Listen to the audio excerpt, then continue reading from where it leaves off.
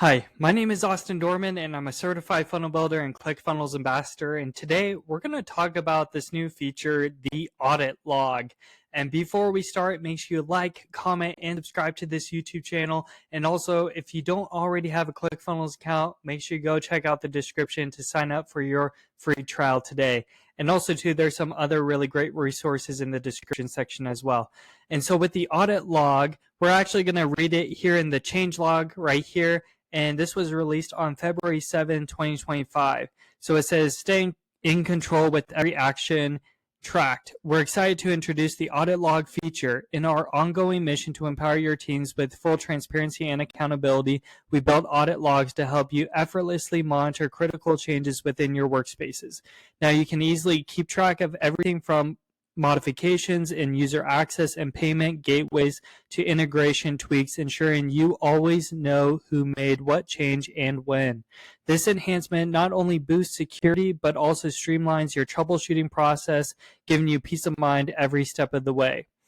And there is comprehensive tracking. All significant workspace actions are automatically recorded for easy review.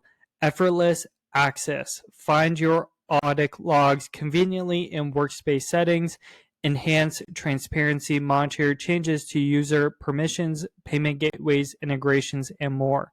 And then detailed records, instantly see who made each change and when, ensuring full accountability. So this is a really awesome feature just to keep track of what was changed and who changed it and to what. So let's jump into my ClickFunnels demo account and check out the audit log.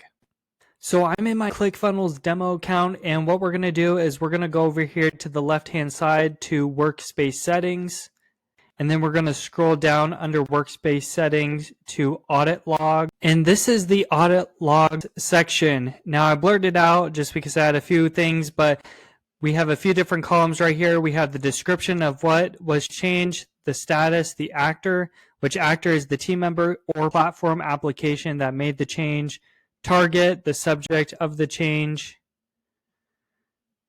previous value, value prior to attempted change, and completed value, value after attempted change, and then occurred at basically when it happened.